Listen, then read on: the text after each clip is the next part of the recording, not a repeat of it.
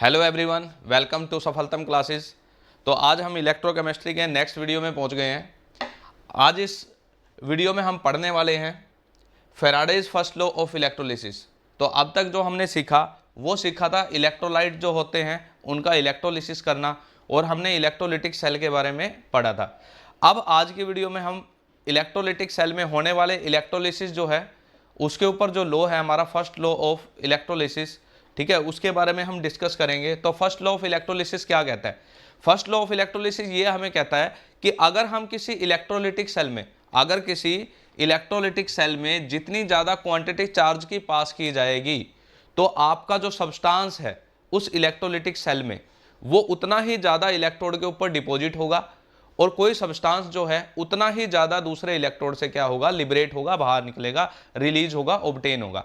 तो यहाँ पे क्या है, फर्स्ट लॉ ऑफ इलेक्ट्रोलिसिस बिल्कुल सिंपल सा टॉपिक है, बिल्कुल सिंपल सा। भाई जितनी ज़्यादा क्वांटिटी चार्ज की इलेक्ट्रोलाइट में से पास की जाएगी उतना ही ज़्यादा सब्सटेंस जो है वो इलेक्ट्रोड पर क्या होगा, डिपॉजिट होगा, और उतना ही सब्सटेंस जो है वो इलेक्ट्रोड से क्या होगा, लिबरेट होगा। ये है। तो अगर देख लेते हैं अपन इसकी डेफिनेशन को। डेफिनेशन हमें यही बोलती है, देखो ये डेफिनेशन हमें लिखी हुई है। डेफिनेशन क्या बोलती है, जो मैंने बोला वो ही आपकी डेफिनेशन बोल रही है। देखो ये हमारा इलेक्ट्रोलिटिक सेल है, ये हमारा इलेक्ट्रोलिटिक सेल है, और इस इलेक्ट्रोलिटिक सेल में ये हमारा इलेक्ट्रोलाइट है। अगर हम इस बैटरी से जितनी ज़्यादा इलेक्ट्रिसिटी इस इलेक्ट्रोलाइट में से क्या करेंगे, पास करेंगे, जितनी ज़्यादा इलेक्ट्रिसिटी हम इस इलेक्ट्रोलाइट में से पास करेंगे तो कोई सब्सटेंस ऐसा होगा जो इलेक्ट्रोड के ऊपर डिपॉजिट होगा। तो जितनी ज़्यादा क्वांटिटी इलेक्ट्रिसिटी की इस इलेक्ट्रोलाइट में से पास होगी उतना ही ज़्यादा सब्सटेंस, ठीक है, किसी इलेक्ट्रोड पे क्या होगा, डिपॉजिट होगा, और उतना ही ज्यादा सब्सटेंस किसी इलेक्ट्रोड से क्या होगा, लिबरेट होगा। लिबरेट कब होगा, जब वो गैसियस फॉर्म में होगा, और डिपॉजिट कब होगा, जब वो सॉलिड फॉर्म में होगा। ठीक है। तो सपोज करो हमने क्या किया, ये जो इलेक्ट्रोलिटिक सेल था इस इलेक्ट्रोलिटिक सेल में NaCl का मोल्टन सोल्यूशन ले लिया। ठीक है, ये हमारा इलेक्ट्रोलिटिक सेल है, और इस इलेक्ट्रोलिटिक सेल में हमने एज ए इलेक्ट्रोलाइट क्या लिया, NaCl का मोल्टन सोल्यूशन ले लिया। तो अगर हम इस NaCl के मोल्टन सोल्यूशन में से जितनी ज्यादा इलेक्ट्रिसिटी क्या करेंगे, पास करेंगे, जितनी ज्यादा इलेक्ट्रिसिटी पास करेंगे तो क्या होगा, उतना ही ज्यादा आपका सोडियम जो है वो किसी इलेक्ट्रोड के ऊपर डिपॉजिट होगा। मतलब कम टाइम के लिए कम इलेक्ट्रिसिटी पास होगी तो कम सोडियम डिपॉजिट होगा, और ज्यादा टाइम के लिए ज्यादा इलेक्ट्रिसिटी हम पास कर रहे हैं, ठीक है, तो क्या होगा, सोडियम हमें ज्यादा मिलेगा। तो यही हमारा लॉ कहता है, क्या बोलता है कि W जो होता है वो डायरेक्टली प्रोपोर्शनल होता है Q के। ये सिंपल सी इक्वेशन होती है हमारी फर्स्ट लॉ ऑफ इलेक्ट्रोलिसिस के लिए। क्या सिंपल सी इक्वेशन है? इक्वेशन है W directly proportional to Q। Clear? ये हमारी एक सिंपल सी डेफिनेशन है, मतलब सिंपल सी इक्वेशन है किसके लिए, फर्स्ट लॉ ऑफ इलेक्ट्रोलिसिस के लिए। ठीक है, वो क्यों फर्स्ट। तो मैंने यहां पे एक ट्रिक बताई है, इस लो को थोड़ा सा, ठीक है, रिमाइंड करने की ट्रिक क्या है, वो क्यों फर्स्ट, मतलब वो फर्स्ट क्यों है, ठीक है, मैं फर्स्ट क्यों नहीं हूं, तो मतलब वो क्यों, ठीक है, मतलब W और Q का आपस में रिलेशन होता है फर्स्ट लॉ ऑफ इलेक्ट्रोलिसिस में।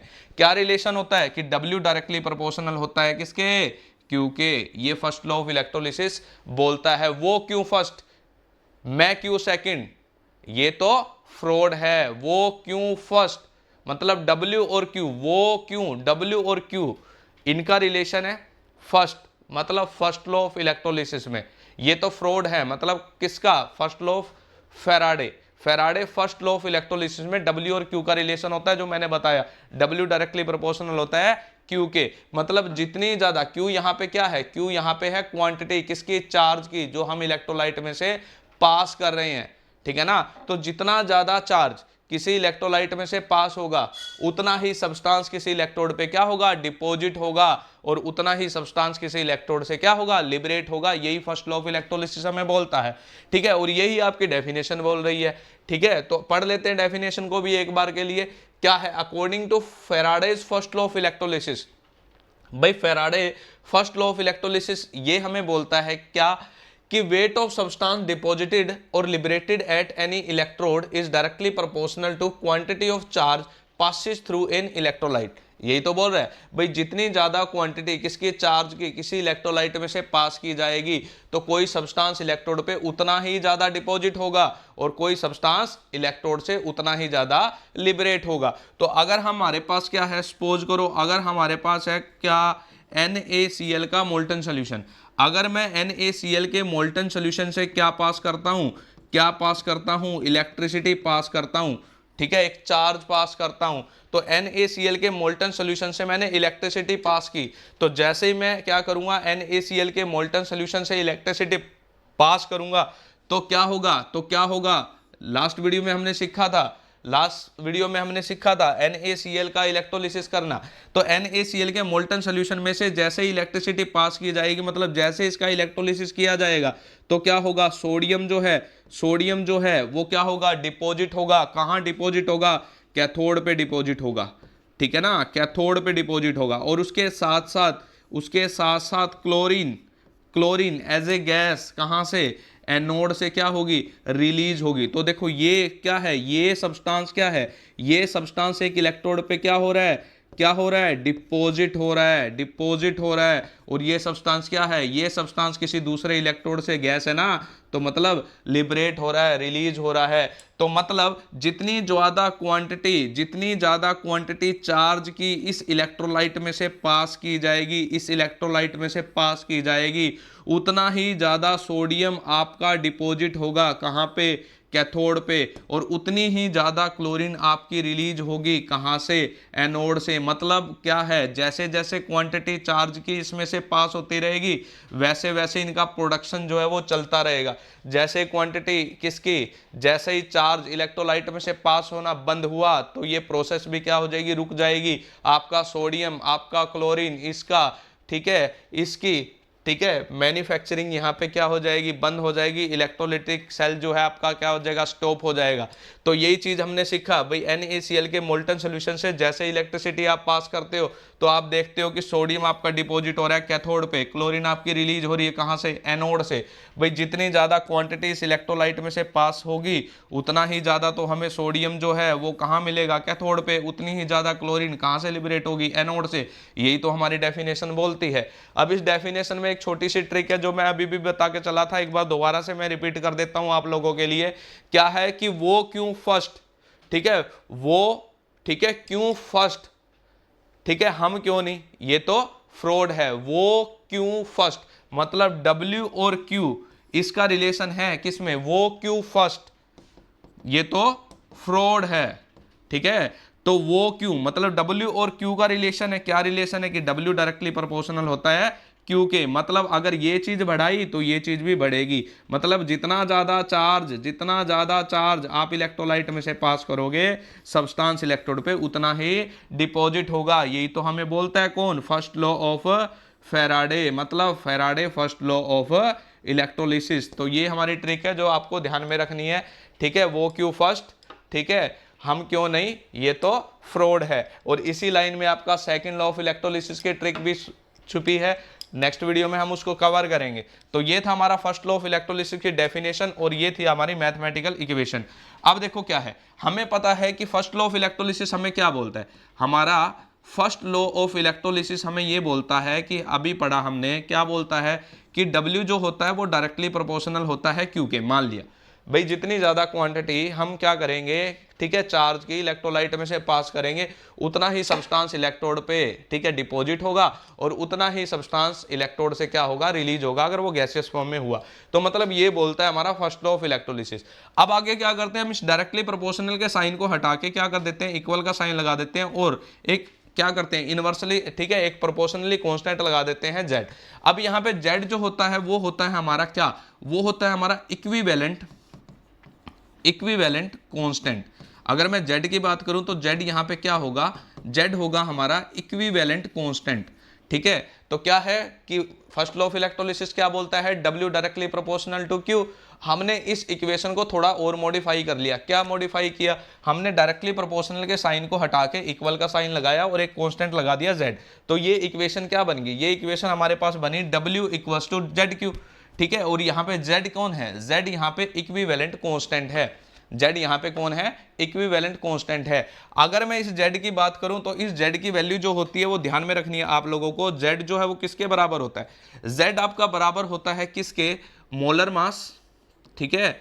Z किसके बराबर होता है, ठीक है, Z बराबर होता है किसके, Z बराबर होता है आपका, ठीक है, Z की अगर मैं बात करूं तो Z किसके बराबर होता है, मोलिकुलर मास, मोलिकुलर मास, ठीक है, या फिर atomic mass, atomic mass divide by 96500 into n factor के। अगर आपसे बोले कोई कि Z की वैल्यू क्या होती है, Z की वैल्यू क्या होती है, तो Z आपका किसके बराबर होता है, दोबारा से लिख देता हूं, Z किसके बराबर होता है, Z बराबर होता है किसके, मोलिकुलर मास, मोलिकुलर मास, और क्या ले सकते हैं मोलिकुलर मास की जगह, एटॉमिक मास, ठीक है, by 96500 into n factor, into n factor. Clear. अब अगर मैं बात करूं क्या, ये एटॉमिक मास और मोलिकुलर मास क्या है, अगर सपोज करो इलेक्ट्रोड पे जो सब्सटेंस जो है प्रोड्यूस हो रहा है, ठीक है, अगर किसी इलेक्ट्रोड पे जो सब्सटेंस है वो प्रोड्यूस हो रहा है और वो सब्सटेंस क्या है, मोलिकुलर फॉर्म में है, तो आप क्या करोगे, यहाँ पे मोलिकुलर मास जो है वो यूज करोगे। अगर इलेक्ट्रोड के ऊपर जो सब्सटेंस है वो क्या है, वो प्रोड्यूस हो रहा है एटॉमिक फॉर्म में, ठीक है, एलिमेंट्री फॉर्म में, तो आप क्या यूज करोगे, एटॉमिक मास जो है उसको यूज करोगे। जैसे हम क्या कर रहे हैं, हम NaCl के मोल्टन सॉल्यूशन का जब इलेक्ट्रोलिसिस करते हैं तो हमने देखने को मिलता है कि एक इलेक्ट्रोड पे आपका क्या है, सोडियम डिपॉजिट होता है और एक इलेक्ट्रोड से आपकी क्या, क्लोरीन जो है वो रिलीज होती है। तो क्लोरीन किस में है, क्लोरीन मोलिकुलर फॉर्म में है। तो अगर आप Z की वैल्यू कैलकुलेट करते हो क्लोरीन के रिस्पेक्ट में तो आप मोलिकुलर मास यूज करोगे। अगर Z की वैल्यू आप कैलकुलेट कर रहे हो सोडियम के रिस्पेक्ट में, ठीक है, तो सोडियम क्या है, एक एटॉमिक फॉर्म है, तो आप क्या करोगे, एटॉमिक मास यूज करोगे।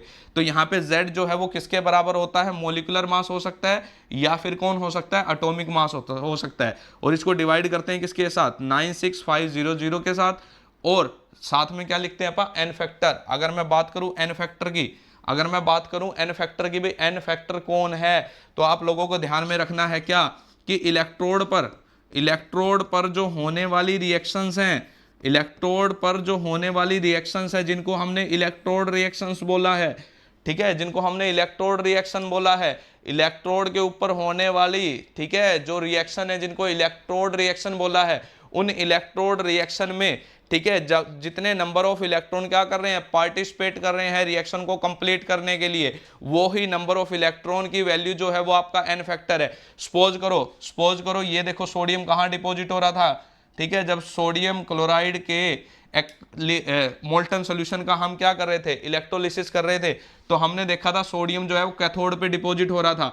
और जब ये सोडियम कैथोड पे डिपॉजिट हो रहा था तो एक केमिकल रिएक्शन कर रहा था। क्या रिएक्शन कर रहा था कि सोडियम आयन इलेक्ट्रोड से एक इलेक्ट्रॉन पिक करके किस में कन्वर्ट हो रहे थे, सोडियम एटम में कन्वर्ट हो रहे थे। तो देखो कैथोड के ऊपर होने वाली इलेक्ट्रोड रिएक्शन कौन सी है, ये वाली इलेक्ट्रोड रिएक्शन है। कैथोड के ऊपर होने वाली इलेक्ट्रोड रिएक्शन की बात करूं तो ये इलेक्ट्रोड रिएक्शन है। इस इलेक्ट्रोड रिएक्शन को अगर मैं देखूं तो इस इलेक्ट्रोड रिएक्शन में मुझे क्या, इस इलेक्ट्रोड रिएक्शन में मुझे सिर्फ और सिर्फ 1 मोल इलेक्ट्रॉन जो है वो इस रिएक्शन में पार्टिसिपेट करते हुए नजर आ रहे हैं। तो इसका मतलब ये हुआ कि हम क्या करेंगे, यहाँ पे n फैक्टर मतलब n की वैल्यू क्या लेके चलेंगे, 1 लेके चलेंगे। तो मतलब इलेक्ट्रोड रिएक्शन जो होती है उस इलेक्ट्रोड रिएक्शन में, ठीक है, जितने नंबर ऑफ मोल्स इलेक्ट्रॉन क्या करते हैं, पार्टिसिपेट करते हैं रिएक्शन को कंप्लीट करने के लिए, ठीक है, वहां पे हम क्या करते हैं, n की वैल्यू को देखते हैं कितना होगा। जैसे फॉर एग्जांपल एक इलेक्ट्रोड है हमारा और उस इलेक्ट्रोड के ऊपर ये रिएक्शन हो रही है। क्या रिएक्शन हो रही है कि कॉपर आयन इलेक्ट्रोड से 2 इलेक्ट्रॉन पिक करके किसमें, कॉपर एटम में कन्वर्ट हो रहे हैं। तो एक इलेक्ट्रोड पे सपोज करो ये रिएक्शन हो रही है, ठीक है, तो किसी इलेक्ट्रोड पे ये रिएक्शन हो रही है तो इस रिएक्शन को हमने क्या बोला, इलेक्ट्रोड रिएक्शन बोला। इस रिएक्शन को क्या बोला हमने, इलेक्ट्रोड रिएक्शन बोला। तो अगर इस रिएक्शन को इलेक्ट्रोड रिएक्शन बोलता हूं तो इस रिएक्शन के अंदर, ठीक है, कितने number of moles electron participate कर रहे हैं। तो मुझे इस रिएक्शन में 2 मोल्स, ठीक है, इलेक्ट्रॉन जो है वो पार्टिसिपेट करते हुए नजर आ रहे हैं, तो यहाँ पे आपके एन फैक्टर की वैल्यू क्या हो जाएगी, यहाँ पे आपके एन फैक्टर की वैल्यू हो जाएगी 2। तो यहाँ पे एन फैक्टर कोई नई चीज नहीं है। एन फैक्टर क्या है, एन फैक्टर वो नंबर ऑफ इलेक्ट्रॉन्स हैं जो आपकी रिडक्शन और ऑक्सीडेशन रिएक्शन जो है उसमें पार्टिसिपेट कर रहे हैं। उसके बाद नेक्स्ट आता है हमारा 96500। ये वैल्यू क्या है, 96500 ये एक टाइप की वैल्यू है, ठीक है। किसकी वैल्यू है, एक मोल जो आपके इलेक्ट्रॉन होते हैं वो जो चार्ज अपने ऊपर कैरी करके रखते हैं वो वैल्यू है आपकी क्या, 96500, ठीक है। तो यहाँ पे हमने सीखा कि जो हमारा Z होता है, कि जो हमारा Z होता है यहाँ पे, ठीक है, जो हमारा Z होता है उसकी वैल्यू क्या होती है। तो एक बार के लिए हम क्या कर लेते हैं, इसको दोबारा से देख लेते हैं। आई होप आपको ये जो टर्म्स हैं ये समझ आई होगी। तो देखो क्या कहता है हमारा कि W जो होता है वो डायरेक्टली प्रोपोर्शनल होता है किसके, Q के।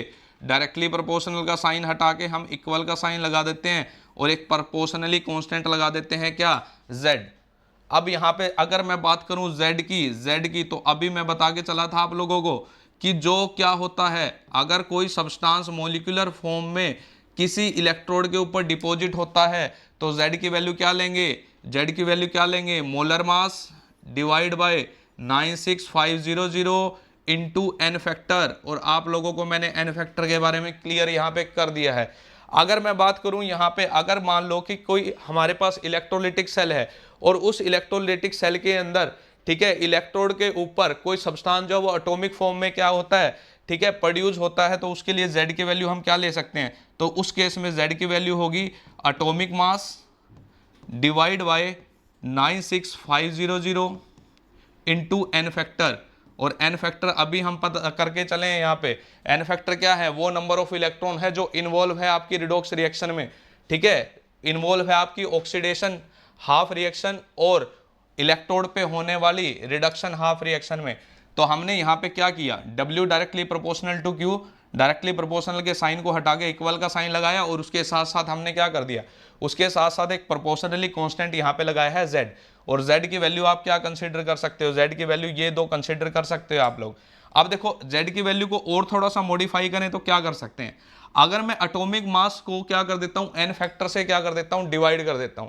अगर मैं क्या करता हूं, सपोज करो मैंने एटॉमिक मास को एन फैक्टर से डिवाइड कर दिया, मतलब ये रेशो बना ली मैंने कि atomic mass divide by n into 96500। मैंने क्या किया, इस इक्वेशन को थोड़ा सा रीअरेंज किया है, एटॉमिक मास के जस्ट नीचे में एन ले आया और 96500 को मैं उधर की तरफ ले गया। अब जो ये रेशो होती है हमारी, ये रेशो क्या रेशो है, atomic mass divide by n factor. ये हमें किसके बारे में बताती है, ये जो रेशो है atomic mass by n factor, ये किसके बराबर होता है, ये होता है हमारा इक्विवेलेंट मास के बराबर, इक्विवेलेंट मास ऑफ सब्सटेंस के बराबर। तो एटॉमिक मास को जब मैं एन फैक्टर से डिवाइड करूंगा तो ये चीज क्या बन जाएगी, ये जो रेशो है ये बन जाएगी आपकी इक्विवेलेंट मास। तो Z जो है उसको अगर थोड़ा और मॉडिफाई करूं तो मैं इस तरह से लिख सकता हूं, क्या लिख सकते हैं उसको, कि Z की वैल्यू किसके बराबर हो सकती है, इक्विवेलेंट मास बाय 96500। तो आप लोगों को ये भी चीज ध्यान में रखनी है जो हमें न्यूमेरिकल पोर्शन में यूज होगी जब हम क्वेश्चन को सोल्व करेंगे। तो यहाँ पे हमारे पास क्या था, इक्वेशन नंबर 1 ये आई थी। इक्वेशन नंबर 1 को हमने मॉडिफाई करके कुछ इस तरह से कर लिया था और यहाँ पे क्या कर लिया था, यहाँ पे Z को हमने देख लिया था भी Z क्या हो सकता है और किस तरह से हम उसको अलग अलग टर्म में रिप्रेजेंट कर सकते हैं। अब नेक्स्ट आता है इसी इक्वेशन में अगर मैं बात करूं किसकी, Q की, तो Q देखो क्या होता है, Q क्या होता है, Q की अगर मैं वैल्यू की बात करूं तो क्या हो सकता है, Q हो सकता है आपका I इंटू टी। Q क्या हो सकता है आपका I इंटू टी, ठीक है, ये आपका Q हो सकता है। I यहाँ पे करंट है, T यहाँ पे टाइम है और Q आपको पता है यहाँ पे क्या है, चार्ज है। तो करंट जो होता है आप लोगों ने पढ़ा होगा, फिजिक्स में भी आप लोग पढ़ते आ रहे हो कि करंट जो होता है वो क्या होता है, चार्ज बाय टाइम होता है, ठीक है। करंट जो होता है वो क्या होता है, चार्ज बाय टाइम होता है। तो फिजिक्स की इक्वेशन से ही आप क्या कर रहे हैं, यहाँ पे Q को कैलकुलेट कर रहे हैं। तो वी नो दैट हमें ये पता है कि I जो है वो किसके बराबर है, Q बाई टी के। तो यहाँ से Q की वैल्यू क्या आ सकती है हमारे पास, I इंटू टी। तो देखो मैंने इस इक्वेशन को थोड़ा और मॉडिफाई कर लिया, पहले मॉडिफाई किया प्रोपोर्शनल का साइन हटा के, अब मॉडिफाई कर रहा हूँ Q की वैल्यू को प्लेस करके।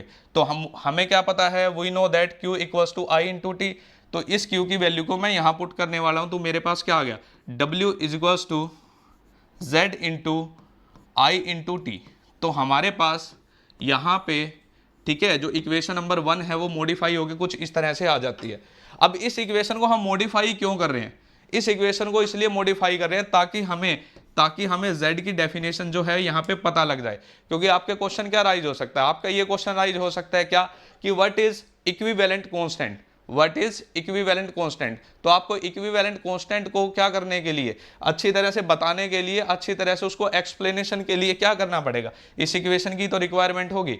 अब देखो क्या करते हैं हम, देखो हमने क्या किया, सपोज करो ये क्या है, टाइम है ना, तो हमने टाइम की एक छोटी सी क्वांटिटी ले ली, क्या ली, टाइम की छोटी सी क्वांटिटी ली हमने, क्या, 1 सेकेंड।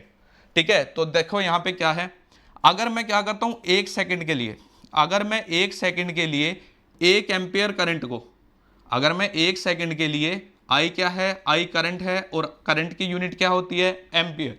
तो समझो यहाँ पे क्या है, अगर मैं टी की वैल्यू 1 ले लूँ, अगर मैं आई की वैल्यू 1 ले लूँ, तो मेरे पास डब्ल्यू जो है वो किसके बराबर आएगा, डब्ल्यू बराबर आ जाएगा जेड के।